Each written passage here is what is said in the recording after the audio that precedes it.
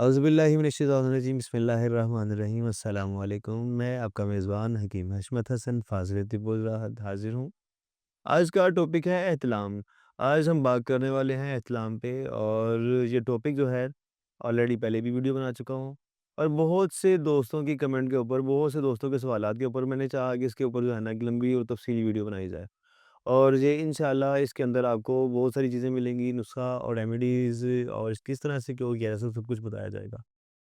अक्सर व बेशतर मेरे साथ रब्ता करने वाले काफ़ी सारे लोगों के अंदर कुछ लोगों ने कहा कि हमें 5 से 6 साल हो गए हैं, हमें इत्लाम बहुत ज़्यादा तंग कर रहा है, हमने बहुत ट्रीटमेंट करवाया है, हमें इलाज नहीं मिलता। हमने इंग्लिश मेडिसिन्स यूज़ की हैं, हमें कुछ रिस्पॉन्स नहीं मिला, हमने काफ़ी सारी हुकूमत की चीज़ ट्राई की, हमें रिस्पॉन्स नहीं मिला। हमने फ़लाँ चीज़ भी खाई है, फ़लाँ भी खाई है, फ़लाँ भी खाई है। लेकिन असल में माज़िल ये है कि इसकी असल वजह को ट्रेस किया जाना चाहिए। जब तक आप वजह को नहीं पकड़ेंगे, तब तक आप मंज़िल मकसूद तक नहीं पहुँच पाएँगे।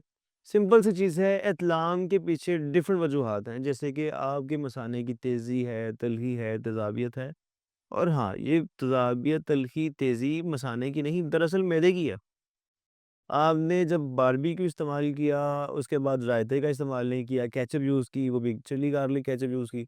उसके बाद आपको जब वो हिद्दत पैदा करेगी, तपश पैदा करेगी, तो वो तपश आपकी बॉडी के अंदर जब इंक्रीज़ करेगी, तो वो शिफ्ट करेगी जिगर को। जिगर अपनी हिद्दत जो है ना, वो शिफ्ट करेगा अपने जो बाइल जो हमारा मैदे से गुज़ाया के जा रही है, उस बाइल में शिफ्ट करेगा। वो जब आंतों से गुज़रते हुए हमारे अमा के पोर्शन में हीट क्रिएट करेगा, तो वो हीट की वज़ह से मसाना भी हीट अप हो जाएगा।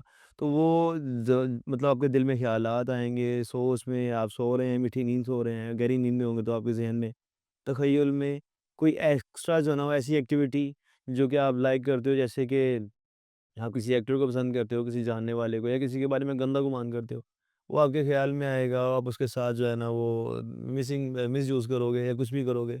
तो एटलीस्ट आखिरकार ऐसे ही होता है, फिर वो इत्लाम के कतरे गिर जाते हैं और सुबह उठ के इंसान देखता है या लीकेज होने के फ़ौरन बाद पता चल जाता है कि लो जी काम ख़राब हो गया। ये इत्लाम है और अनकॉन्शियसली नींद की हालत में बेसुध हो गए, सोते हुए में जो मनी ख़ारिज हो जाती है और बाकायदा लज़्ज़त का एहसास छोड़ के ख़ारिज होती है, ये इत्लाम है। और अक्सर व बेशतर कुछ लोगों को ये हफ़्ते में 4 दफ़ा, 5 दफ़ा होता है और अक्सर लोग ये आपसे क्वेश्चन करते हैं कि सेहत की अलामत क्या है? महीने के अंदर 2 दफ़ा या 3 दफ़ा एहतिलाम का होना है, इवन को 4 दफ़ा भी हो जाए तो बोलते हैं डज़न्ट मैटर, खैर 8 दिन के बाद हो रहा है, कोई मसला नहीं है। लेकिन 3 दफ़ा तक होना ठीक है, कोई मसला नहीं, परेशानी के बायस नहीं है। लेकिन 3 से ज़्यादा का बढ़ जाना, 4 दफ़ा हो जाना या 8 दफ़ा हो जाना या हफ़्ते में 2 दफ़ा होना, हफ़्ते में 3 दफ़ा होना, एक से ज़्यादा बार हफ़्ते के अंदर होने से ये मसला समझ लें कि आपकी बॉडी के अंदर आ गया है। ये एक साइलेंट किलर है और इवन कि ये आपकी सेहत नहीं बनने देगा, आपकी चिक्स पर मांस नहीं आने देगा, आपकी ग्रोथ नहीं होने देगा, आपका स्टैमिना इंक्रीज़ नहीं होने देगा, आपकी ताकत नहीं बढ़ने देगा, आप खुद को कमज़ोर फ़ील करोगे, लागर फ़ील करोगे, आपकी टाँगें थक जाएँगी, इवन कि आपको साँस चढ़ना शुरू हो जाएगा। आप जो स्टेप पे खड़े हो वहाँ से बैकवर्ड आ सकते हो, फॉरवर्ड नहीं जा सकते, आगे नहीं जाओगे, आपकी सेहत वहीं की वहीं स्टिल रह जाएगी, ग्रोथ नहीं कर पाओगे और इसके अलावा इसकी वजह से आपके सेक्सुअल ऑर्गन की ग्रोथ भी रुक जाती है। जिस तरह के उज़्व तनासुल, हमारे सेक्सुअल ऑर्गन का लेंथ का इंक्रीज़ करना, ये चीज़ भी डैमेज हो जाती है। इसके अलावा साँस का फूलना तो मैं ऑलरेडी बता चुका हूँ। स्टैमिना गिर जाना कि मतलब 2 काम किए उसके बाद मैं थक गया, बाज़ार का एक चक्कर लगा गया, मुझसे चला नहीं जा रहा। बाइक की डिमांड करना और बच्चों का यूनिवर्सिटी जाने से कतराना, काम से कतराना और स्टडी के अंदर दिल का ना लगना, ये सारी इसी वजह से मामलात होते हैं। और इसकी वजह एक तो मैंने बताया फ़ास्ट फूड, बारबेक्यू हो गया। अब यही ईस्ट जो कि आम आप एक आटा को गूँध के रखें, पैन के पास रख लें, किचन में रखें, किसी पोर्शन में रख दें। तो जब वो 24 घंटे या कम से कम 16 घंटे पड़ा रहे, तो तब वो अपने साइज़ में इंक्रीज़ करता है, तब उसके अंदर जो है बैक्टीरिया आता है और उसको फुला देता है। उसको फुला इसको जल्दी फुलाने के लिए क्या किया जाता है, जब आटा गूँध रहे होते हैं उसके अंदर थोड़ा-सा नमक, थोड़ी-सी चीनी, थोड़ा-सा बेकिंग पाउडर और थोड़ी-सी ईस्ट मिला दी जाती है कि इवन कि 1 घंटे के बाद जो काम 16 घंटे में नेचुरली बैक्टीरिया ने करना है, वो 1 घंटे के अंदर उतना हो जाता है कि वो आटे की विर्थ बढ़ जाती है, आटा ख़मीर हो जाता है। और वही ख़मीर जो है वो जो उसके बाद उसको बेशक 1600 डिग्री टेम्परेचर पे पकाएँ। चाहे वो उसको क्योंकि पिज़्ज़ा 1600 डिग्री पे तो नहीं बनता। बड़ा भी ज़्यादा गर्म हो तो 200 या 250 डिग्री या 400 डिग्री लग जाता है। उस टेम्परेचर के अंदर भी वो बैक्टीरिया नहीं मरते, क्योंकि जब आप उसको खाते हैं तो उसके अंदर नमी मौजूद होती है, जैसे कि पिज़्ज़ा की डो है। इस तरह शवारमे की डो है, शवारमे की जो बेस है ब्रेड की। और इसी तरह इसके अंदर डिफरेंट चीज़ें हैं, जिस तरह के हम यूज़ करते हैं उसको ईस्ट मिलाने के लिए। नान इस्तेमाल करते हैं, नान भी जल के कोला तो नहीं हुआ होता, उसके अंदर नरमी होती है। वो ईस्ट जो ज़िंदा बच गई है, वो आपके अंदर जाके क्या करती है, जिस तरह आपके मौजूद आटे को उसने फुला दिया, इसी तरह जो आप ग़िज़ा खा रहे हैं, वो दोबारा जाके सॉलिड से सेमी सॉलिड में चली जाती है, लिक्विड फॉर्म में चली जाती है। जब उसके अंदर वो ईस्ट मौजूद होती है, तो उस ईस्ट की वजह से भी मसाने की तेज़ी तल्ख़ी बढ़ जाती है। उस ईस्ट की वजह से भी मैदे की हीट बढ़ जाती है। उस ईस्ट की वजह से हमारे अमां का पोर्शन डिस्टर्ब हो जाता है, हमें खुल के मोशन नहीं आता, वो वहीं पे स्टोर होना शुरू हो जाती है। वहीं पे रुकती है। उसकी वजह से आपने कुछ भी ख़्याल किया, कुछ भी गुमान किया, कुछ भी सोचा, उससे क्या हो गया? लोटा उल्टा हो गया। उसकी वजह से क्या हो गया? पांडा-मुंडा हो गया। उसकी वजह से क्या हो गया? आपकी महीनों की मेहनत, जो आपने खुद को गलत कार्य से बचा के रोक के रखा था, वो सब सत्यानाश हो गई। सब उड़ गई, सब रुड़ गई, सब बह गई। और ये ही सिलसिला यहाँ से गलत होता है। हमारी डाइट हम बैलेंस नहीं करते। हम बोलते हैं हम 4 साल से इलाज करवा रहे हैं। वही पहले अपनी डाइट को तो बैलेंस करो। अपने अंदर मौजूद आपकी जो अल्लाह पाक की तो जो नेचुरली अल्लाह पाक ने एक पीएच मेंटेन की हुई है 7.2, उसको 7 पे मेंटेन करो। जब आपकी पीएच 7 बिलो चली जाती है, तेज़ाबियत बढ़ जाती है, सीने में जलन रहेगी, वो चीज़ें आपके मैदे पे, मसाने में, पूरे सिस्टम पे। चूँकि आपने मे बी एफएससी में बहुत सी दुनिया जानती होगी, एक पीएच लेवल है। किसी भी एंजाइम को वर्किंग करने के लिए, हमारे मेटाबॉलिक सिस्टम को चलने के लिए, हमारी हार्मोन को काम करने के लिए, जैसे कि टेस्टोस्टेरोन हमारा एक हार्मोन, टेस्टिस हैं जो हार्मोन क्रिएट कर रहे हैं, टेस्टोस्टेरोन। वो चीज़ हो जाए, चाहे वो हमारे जो है ना वो गिलर के ग्लैंड्स हो जाएँ, चाहे वो हमारे टेस्टिस के हों, चाहे ओवरीज़ के हों, ये सारे के सारे ऑप्टिमम टेम्परेचर पे काम करते हैं, ऑप्टिमम पीएच पे काम करते हैं। ऑप्टिमम बोलते हैं कि वो जो नेचुरल एक लेवल की पीएच है उसको, और जो लेवल का टेम्परेचर है, जब आपने इससे ज़्यादा यूज़ की, तपश बढ़ गई, तो वो लेवल तो हो गया डिस्टर्ब। तो उस तरह आप बोले कि मुझे रिक्वायरमेंट्स मिले, उसी तरह आपके मामला चले, तो नहीं चलते। इसके लिए कोशिश किया जाता है कि सबसे पहले मसाने की हीट को, मैदे की तपश को, खून की हिद्दत को, मैदे की तेज़ाबियत को डाउन किया जाए। ऐसी ग़िज़ाओं का इस्तेमाल किया जाए जिसके अंदर ऐसी चीज़ें नेचुरली मौजूद हों जो कि आपकी बॉडी की एसिडिटी को डाउन करें, एहसासियत की तरफ लेके जाएँ। जब आपकी बॉडी में एसिड बेस के मटेरियल से आपकी बॉडी के पीएच लेवल को मेंटेन किया जाता है, तो उससे मामले कवर होते हैं। अब इसमें जो कि अल्लाह पाक की ज़ात ने जिन-जिन चीज़ों को कुरान मजीद में ज़िक्र किया है, जिस तरह है लौलो वल मरजान, ये भी आपकी एसिडिटी को डाउन करता है, मरजान एसिडिटी को डाउन करता है। इसके अलावा जो तज़किरा है अंजीर का, तज़किरा है खजूर का, इसके अलावा जो तज़किरा है डिफ़रेंट बहुत सारी चीज़ों का, इसमें मेजरली चीज़ें ऐसी हैं जिनका एक रो या एक जो स्ट्रीम लेवल है, जो ऑप्टिमम टेम्परेचर लेवल वो मेंटेन है। अंजीर है, इसको रात को भिगो के यूज़ करें, आपकी ज़िंदगी लंबा करेगी। खजूर है, बेहतरीन ग़िज़ाओं में से ग़िज़ा है। दूध है, बेहतरीन ग़िज़ाओं में से ग़िज़ा है, और वो आपके पीएच लेवल को डाउन करती है, लेवल पे लाती है, एसिडिटी को डाउन करती है, दूध ऐसी ग़िज़ा है। इसके अलावा तज़किरा ज़िक्र है वो शहद का, और शहद ऐसा मटीरियल है कि आप किसी चीज़ को ख़राब होने से बचाना चाहते हो, उसको शहद में डिप कर दो, वो ख़राब ही नहीं होगी। उसकी जो है शेल्फ लाइफ़ बढ़ जाएगी, कि वो ऐसा एंटीबायोटिक है, एंटीसेप्टिक है वो, जर्म्स किलर है वो शहद भी, कि अल्लाह पाक की ज़ात ने एक नेचर, एक जन्नत, एक ख़याल, एक तसव्वुर कि मैं डिमांड करता हूँ अल्लाह पाक से कि मैं जन्नत में जाऊँ। तो वो उस जन्नत का माहौल ही कैसा है? वो भी तो एक ऑप्टिमम टेम्परेचर पे चल रहा है, ऑप्टिमम पीएच पे मामला चल रहे हैं, दूध की नहरें हैं, शहद की नहरें हैं, और जो है शराब जो पिलाई जाएगी जिसे कौसर कहा जाता है, वो तो अल्लाह जाने क्या चीज़ होगी। कि जो चीज़ इस चीज़ की जो है ना वो तमन्ना करता है, वो दुनियावी ख्वाहिशात से दूर हो जाता है। हो लेकिन अल्लाह की आवाज़ पे लब्बैक कहता भी वही है जिसकी लेवल सारे मेंटेन होंगे। अगर ये उँगलियाँ 5 बराबर होती, तो तब भी बड़ी अच्छी ग्रिप होनी थी। और अब ये उँगलियाँ बराबर नहीं हैं, तो इसका मतलब क्या है? ये शो करती हैं कि आपकी बॉडी के अंदर मौजूद जो मिनरल्स हैं, जो विटामिन्स हैं, जो कि केमिस्ट्री के तलाश करदा जो एलिमेंट्स हैं, चाहे वो गैस की फ़ॉर्म में हैं, सॉलिड की फ़ॉर्म में हैं, लिक्विड की फ़ॉर्म में हैं, चाहे वो फ्लेमेबल हैं, इन सबकी ख़ास क्वांटिटी अल्लाह पाक की ज़ात ने बॉडी के अंदर रखी हुई है। जो कि ऐसे कुछ हम मिलके एसिडिटी को डाउन करती हैं, कुछ एसिडिटी क्रिएट कर रही हैं। तो ये सारी चीज़ों का एक मेजर एक मेंटेन करना ही ज़िंदगी है। और ये हाथ का साइन भी इसी वजह से कि इसमें आयरन कितना है, कैल्शियम कितना है, फास्फोरस कितना है, इसके अंदर मैग्नीशियम कितना है, इसके अंदर कॉपर कितना है।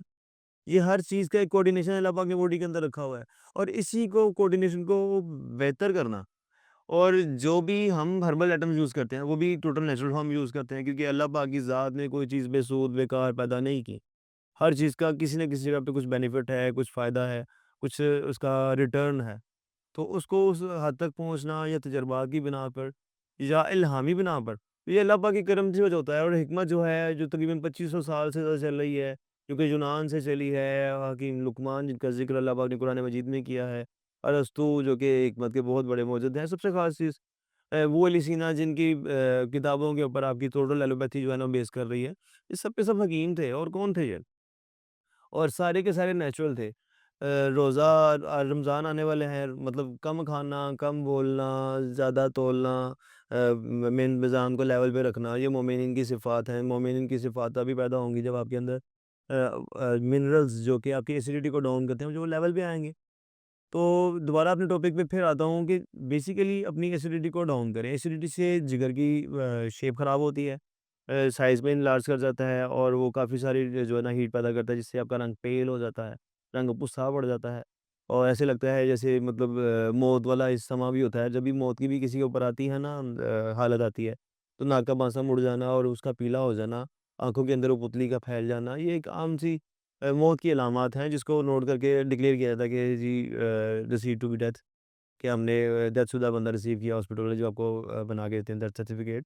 सो दोबारा टॉपिक से हट रहा हूँ। दोबारा टॉपिक पे वापस आते हुए, जो चीज़ें हैं ये सारी की सारी नेचुरल जिगर की वजह से हैं। जिगर ही बेसिक है।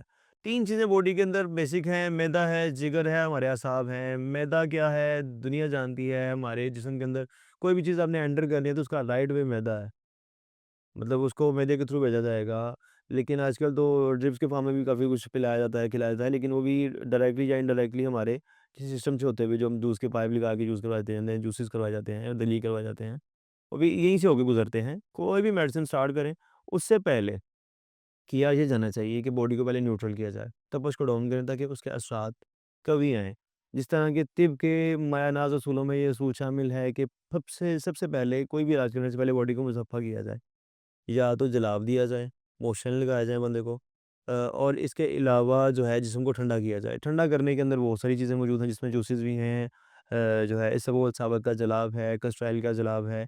इसके अलावा इसके अंदर डिफरेंट चीज़ें हैं, जैसे कि गाजर का हलवा है। इसके अलावा इसके अंदर बेबहा अल्लाह पाक की बनाई हुई चीज़ें हैं और टोटल नेचुरल हैं। और जो अगर कोई अफ़ोर्ड करता है तो इसके अंदर जो है ना कुछ तसल्ली का काम करता है। कोई अफ़ोर्ड कर पाए तो इसके अंदर कुछ सोने का काम करता है, कुछ चांदी का काम करता है, प्यूरीफायर है बेसिकली ये। और इसके अलावा कॉपर का कुछ काम करता है। लेकिन कॉपर फिर भी एसिडिटी क्रिएट करता है, लेकिन किसी लेवल की देता है जो कि साइड इफेक्टेबल ना हो, अगर कुछ अच्छा बना हो तो। लेकिन चूँकि ये कुछ ज़्यादा आते हैं, इनका हम इस्तेमाल नहीं करते। हम वो चीज़ें यूज़ करते हैं जिसका कम से कम अपनी ज़ात के लिए इस्तेमाल करना बेनिफिटेबल समझते हैं। इसमें मैंने अपने हर पेशेंट को मशवरा दिया और अल्लाह पाक के करम से पहली वीडियो पे बहुत से लोगों ने कमेंट किया। और चूँकि अल्लाह की रज़ा के लिए ये चीज़ मैं करता हूँ, तो उसमें मैं ओपनली बताता हूँ कि 50 ग्राम गोंद कतीरा, अभी मे बी स्क्रीन के ऊपर जो है ना वो तस्वीरें चल रही होंगी। गोंद कतीरा 50 ग्राम, बादाम जो हैं गुड़बंदी वाले या कोई भी लोकल वाले भी चलेंगे, अमेरिकन हो। 50 ग्राम बादाम की गिरी, 50 ग्राम जो है मिस्री कूज़ा और 50 ग्राम जो है तुखमलंगा। ये 4 चीज़ें ले लें, इनको बराबर वज़न लेके उसको ग्राइंड कर लें। तुखमलंगा ग्राइंड नहीं करेंगे, मुसरी कुज़ा, बादाम और गुंदरे को ग्राइंड कर लें। अब इसको दूध में मिला दें। रात को दूध के गिलास में इसको भिगो दें। सुबह उठें, दूध को ओवन में रखें, गरम करें और वो इस्तेमाल कर लें। ये सर्दियों में इस तरह इस्तेमाल किया जाएगा। अगर इसको डायरेक्टली ठंडा यूज़ करेंगे तो जोड़ों में पड़ेगा, ठंडक आएगी, कमर में दर्द आएगी, तब जो है ना तवानाई वेस्ट होगी। इवन कि ठंड के साथ बुखार के अलामत पैदा होना शुरू हो जाएँगी बॉडी के अंदर। और अगर ये गर्मी है तो इसको डायरेक्टली यूज़ करें, वो आपको बेनिफिट देगा, आपको ठंडा रखेगा। आप वो पर्सन जो कि अपनी आदतों से मजबूर हैं, मास्टरबेशन से मजबूर हैं, या जिनको डेली बेस पे इत्लाम होता है या हफ्ते में 3 दफ़ा या 4 दफ़ा इत्लाम होता है, वो बंदे सिर्फ़ 8 दिन यूज़ कर लें। 50% प्लस उनकी तबीयत बेहतर हो जाएगी। और अगर वही पर्सन इसको 15 दिन यूज़ कर लें तो काफ़ी हद तक कंट्रोल हो जाएँगे। जो जिनको पुराने से पुराने मसले हैं, पुराने से पुराना इश्यू आ रहे हैं, वो इस मेडिसिन को, इन चीज़ों को हम 1 महीना यूज़ कर लें, इंशाअल्लाह ज़रूर दुआ देने के लिए मजबूर हो जाएँगे। और ये सिर्फ़ एक मशवरा नहीं है। अगर कोई भी पेशेंट मुझसे मेडिसिन मंगवाता है, इसके साथ हम टैबलेट होती हैं जो है ना वो बनी होती हैं, जो कि हम यूज़ करवाते हैं। टैबलेट है जो है ना किकर फली की, और उसके अंदर समुंदर सोख होती है, मुलट्ठी होती है, और उसके अंदर मुरक्कब मरजान होता है।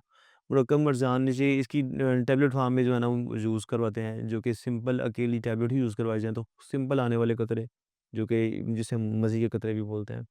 वो फिर एक डिफरेंट बहुत बड़ा टॉपिक है। मज़े के कतरे उनको भी काफ़ी हद तक कंट्रोल करता है और ज़्यादा कसरत चाहने वाले इस्लाम को कंट्रोल करता है ये चीज़। और इसके अलावा इसको हम इस चैनल के तवज्जुल से हम ये ऑफ़र करते हैं जो कि पहले कभी आज से तकरीबन 8 महीने साल पहले की बात है, हम ये चीज़ ऑफ़र नहीं करते थे। साल में 1-2 बंदे को ये मतलब जीवी की ऑफ़र्स हम करते हैं अब, लेकिन पहले हम जीवी की ऑफ़र नहीं करते थे। अगर आप मेडिसिन मंगवाना चाहें तो मेडिसिन भी अवेलेबल है और ये सफूफ चूज़ करेंगे ये तो इस्लाम को फ़ौरन से रोकेगा ही रोकेगा। इस चीज़ की श्योरिटी है, अगर आप मुझसे मेडिसिन मंगवाएँगे तो मेडिसिन की चीज़ें साथ में भेजूँगा ही भेजूँगा। और इवन कि आज के दिन के अंदर भी एक मेडिसिन डिलीवर करके आ रहा हूँ। जो है ना ओटीसीएस के थ्रू भेजी है और उसमें भी ये सफूफ शामिल है। और ये बेसिकली आपके इस्लाम को, मसाने की तलख़ी को, खून की हिद्दत को और जिगर की तलख़ी को, तेज़ाबियत को, पीएच लेवल को और जिगर की हिद्दत को, जिगर की हीट को ये कंट्रोल करता है, डाउन करता है। और ये इस चीज़ को जो है ना ये बेनिफिटेबल बहुत ज़्यादा बेनिफिटेबल चीज़ है। ये जो हल करता है और इसके अलावा जो ज़्यादा एतलाम होने से नुकसान हो चुका हुआ है, जो कि आपके टेस्टोस्टेरोन लेवल ये अवज़ार हो चुके हुए हैं, जो कि आपकी ताकत, तवानाई या खज़ाना-मनी बिगड़ चुका हुआ है, जिसका साइड इफ़ेक्ट की वज़ह से साइड इफ़ेक्ट में आ चुका हुआ है, जो इन्फेक्टेड हो चुका हुआ है, उसके असरात को दूर करने के लिए ये गोलियाँ चाहे 1 महीना, चाहे 2 महीना, चाहे 3 महीना, चाहे 8 दिन, चाहे 15 दिन, इनको यूज़ करना ज़्यादा बेनिफिटेबल है। और सबसे ख़ास चीज़ ये है कि जो अक्सर बेशतर मैं अपने पेशेंट से बोलता हूँ कि ये चीज़ मैं अपनी ज़ात के लिए बेनिफिटेबल समझता हूँ। बगैर वजह के खाना अच्छा समझता हूँ, सोन मैं इसको पसंद करता हूँ और इसलिए इसका प्रचार करता हूँ। बाकी फिर भी किसी किस्म का कोई क्वेश्चन हो और सबसे पहले जब आप मेडिसिन की तरफ आएँ तो ये इस चीज़ के लिए सोच लिया करें कि आपने ब्रेक डाउन करना है फ़ास्ट फूड का, आपने छोड़ना है अपनी डेली बेस की जो रूटीन के अंदर लेट उठना है उसको, आपने छोड़ना है डिफरेंट टाइप की आवाज़ारियों को, लेट खाना, लेट उठना, नमाज़ ना पढ़ना, दुरूद पाक का कसरत ना इस्तेमाल जो है दुरूद पाक का ना पढ़ना। और इसके अलावा स्पेशली जो है फ़ास्ट फूड का, ईस्ट का और तेज़ स्पाइसी कढ़ाइयों का इस्तेमाल जो है ये तरक करना पड़ेगा और उसके बाद आपको इस चीज़ का बेनिफिट मिलेगा और दूध पिएँ, आपकी बॉडी को जो है ना डिटॉक्सिफ़ाई भी करेगा, सफाई भी करेगा और एसिडिटी को बॉडी से एक्सपेल भी करेगा। आपके पेशाब की रंगत जो कि सुरखाई माइल पे चली जाती है, डार्क रेड में चली डार्क गोल्डन में चली जाती है, इसको लाइट करना जो है ना ये ही इस इन चीज़ों का काम है।